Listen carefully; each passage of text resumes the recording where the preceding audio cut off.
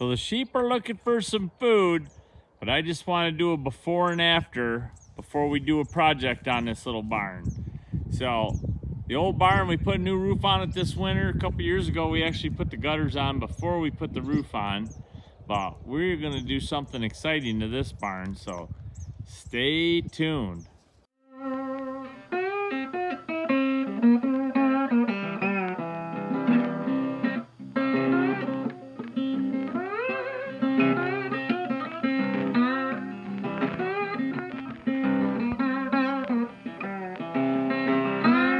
Welcome back to The Way We Farm. Today, something totally different. I want to talk about our new mail pouch sign.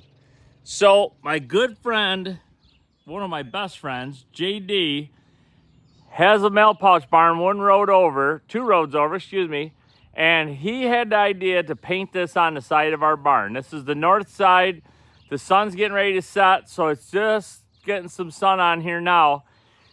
So I'm going to talk about this more. I'm going to interview JD. We're going to show you the very first steps of this, and then a couple little clips in between, and a quick interview at the end. So like they say, all work and no play makes Tom a dull boy. So this mail pouch sign, something different, something cool, something unique.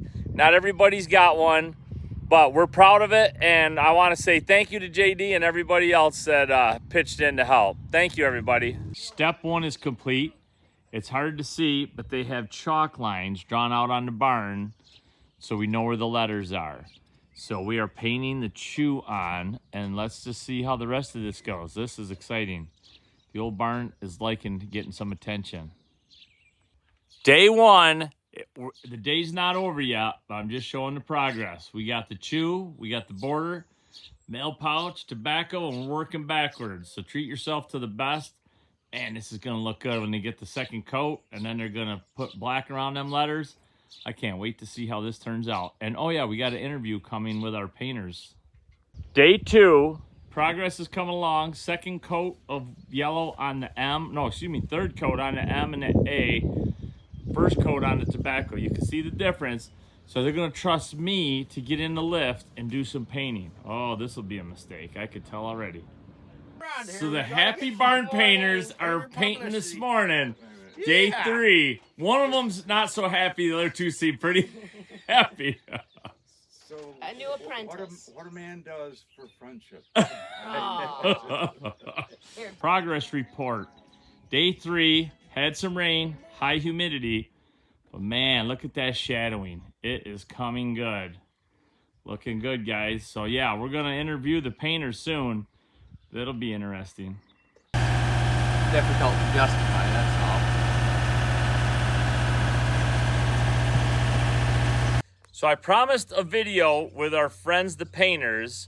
So I've got my good friend here, John Demling, AKA JD. So JD and I met back in probably 1997. 97, yeah. Became good friends. He helped us here on the farm before 3 years ago, moving out of state. So he and his wife painted this barn, and he's going to tell you how he did it. No stencil. This isn't a decal. This is true freehand, 4-day project, labor of love for his friends Tom and Diane. So JD, how did you get interested in painting mail pouch? How'd I get interested in it? Well, and this was lucky, 4 days of rain, and we managed to get this done up here in New York. 70% chance of rain the whole time. We weathered through it. But I love old barns as much as Tom loves farming. Near the home where we lived here for 25 some years, we bought an old barn built in 1820, restored it, fixed it up, just so it can hold a mail pouch sign, a little bit like this one behind me. Back in the day, these were used between they were out for a long time. But I was fortunate enough to meet the last living mail pouch barn painter who taught me how to do this. As I, got my barn ready for paint, I was set on trying to get it done officially by the real painters, and wound up he taught me how to do it. So I did a black one. They're usually black background or they're red. So I have a black one about 2 miles. Tom now has a beautiful red one. The red special with the shadowing of the yellow letters. It gives it a lot of pop. But I just got enthralled with these signs years ago, and since I painted the first one in 2000, I have done, this is number 5 since, and I think there may be. So may in be his some more. retirement in a few years, he's thinking this might not be a bad gig. So reach out if you if you got a mail pouch barn. You you'd got to like painted. supply food and beer like Tom does, though. That's the only catch. So that could rack up the bill a little bit. So they showed up on Friday. This is 4th of July holiday weekend. Showed up on Friday with a piece of graph paper. He had the measurements already measured from the last time he visited.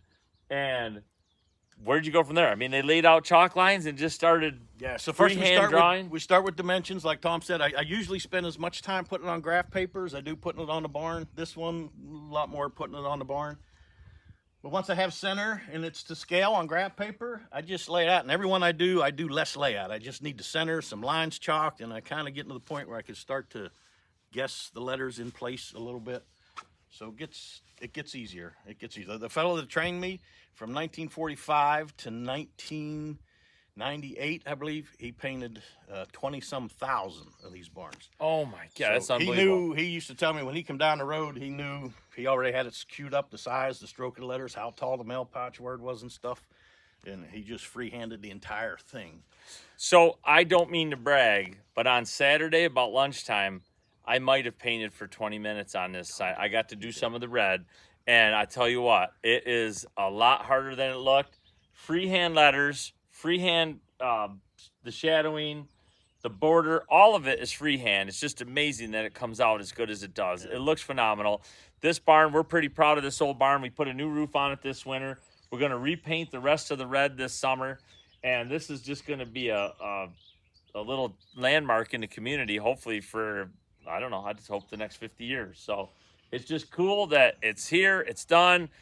They made us a heck of a deal to do it. And it, like I say, a neighbor fella helped. He was in the basket for pretty much a good share of 3 days helping JD and his wife. And it's just, it's amazing. I can't believe how good it turned out. I'm excited. I love old stuff. I love this old barn.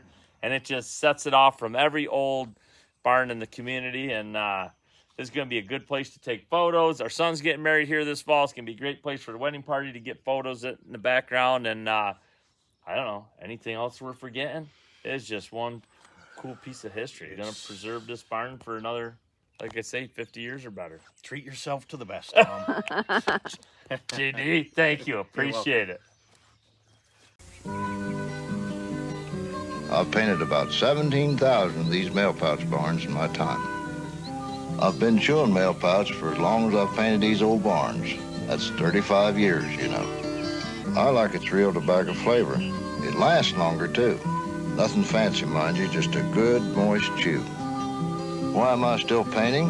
Well, I guess I'm a little like the mail pouch folks. When you got a good thing, you stick with it.